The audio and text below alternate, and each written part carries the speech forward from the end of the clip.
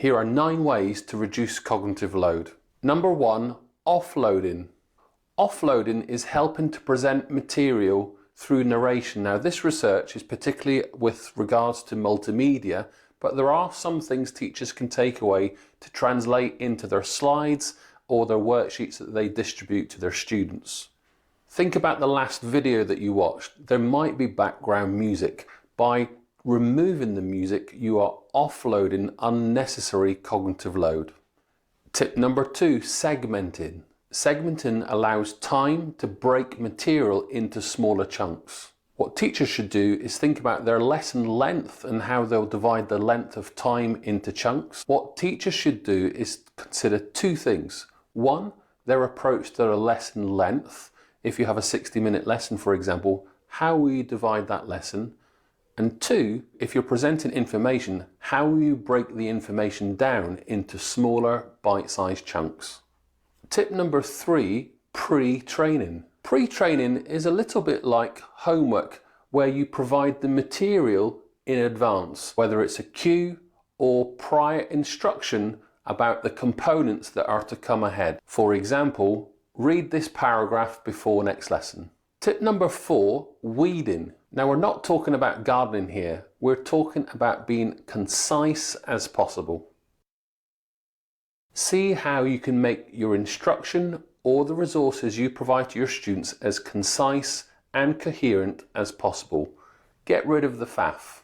Tip number 5, signalling. Signalling focuses on the essential facts. As an example, although this research paper is in great depth, I'm providing you with the 9 headlines. Tip number 6, aligning facts and images. A term you may be familiar with is dual coding. Dual coding is where you guide the processing through visual and auditory methods. In this case, you might be watching the video, listen to my voice, there's no distracting background music. If I talk about the weather today, I'm adding unnecessary information. And if I add lots of images to this video also, I am supporting, if I choose the right images, your processing of this information. Tip number 7, eliminating redundant information.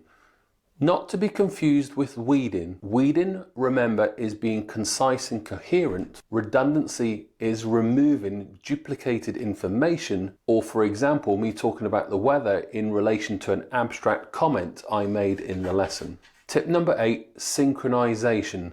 Marry up your auditory and visual information. So for example, if we look at an octopus, it's important that the image and the words marry up and they synchronize with what's being said or displayed. Tip number 9, individualizing. Now this is the toughest one for all teachers across the world. How do you match the material to the individual needs? This isn't a problem I've ever solved, and it's something all teachers struggle with all the time. My advice, approach all your lessons from a 3-pronged attack. Students who fly, students who have misconceptions, and students that will need a bit of extra love and attention. Where you can spend more time getting to understand the needs of your students and helping them translate the information, the more successful you will be. Take a look at the research paper in greater depth. Thanks for watching.